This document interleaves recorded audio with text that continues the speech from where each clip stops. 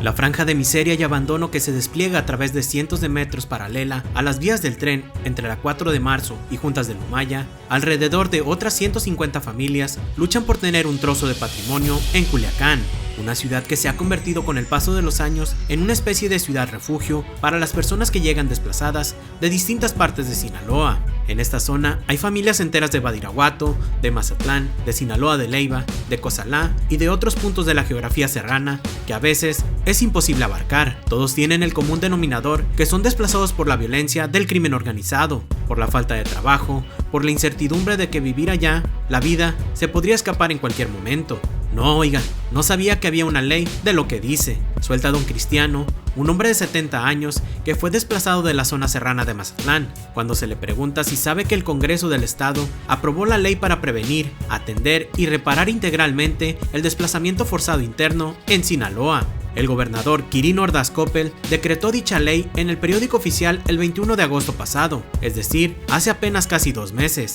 y la diputada morenista Graciela Domínguez Nava, presidenta de la Junta de Coordinación Política, la presumiera como un gran logro de su bancada en el Congreso local. La realidad es que solo es un distractor y abona más al incremento de desplazados que a una solución, aunque el marco legal ya en vigor es bastante garantista con las víctimas del desplazamiento forzado en el estado, y además debería obligar a las autoridades de los 3 niveles de gobierno a actuar en lo inmediato para apoyarlas de manera integral. Lo cierto es que los desplazados parecen continuar revictimizados por una legislación que sencillamente no se aplica. Es como se dice comúnmente, letra muerta. La violencia en contra de las personas en situación de desplazo no solo comienza cuando grupos armados del crimen organizado obligan a las personas a abandonar sus pueblos, sus casas, sus animales, todo su patrimonio. También se convierte en violencia institucional cuando el Congreso legisla solamente para el papel y cuando el gobierno no realiza el ejercicio de lo que la ley mandata. Es más, para las familias desplazadas de Tepuche, sobre todo de la comunidad de Bagrecitos,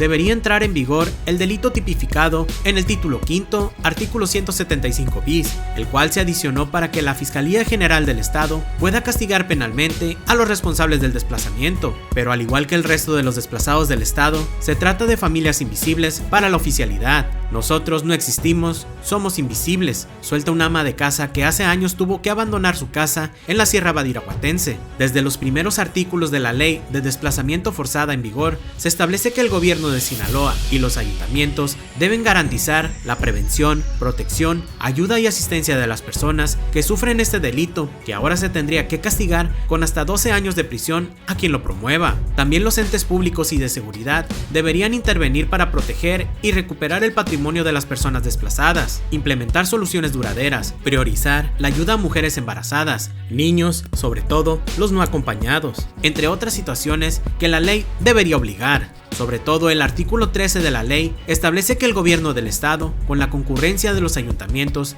debe y tiene que apoyar a las víctimas de desplazados con sus necesidades más básicas, por ejemplo, alimentos, agua potable, alojamiento, ropa, servicios médicos y tratamientos. Esto nada más para empezar con el manejo de las víctimas, pero el punto es que para que esto sea posible, la ley prevé que los desplazados tendrían que ser apoyados con estas necesidades por la Comisión de Atención a Víctimas, la cual se ha convertido solamente en un cascarón vacío debido a que el gobierno de Quirino Ordaz Coppel les escamotea los recursos asignados por el Congreso del Estado. Lo mismo, la Secretaría de Desarrollo Social, a la cual se le autorizó un fondo emergente por el Congreso para 2020 de 40 millones de pesos para vivienda en beneficio de los desplazados.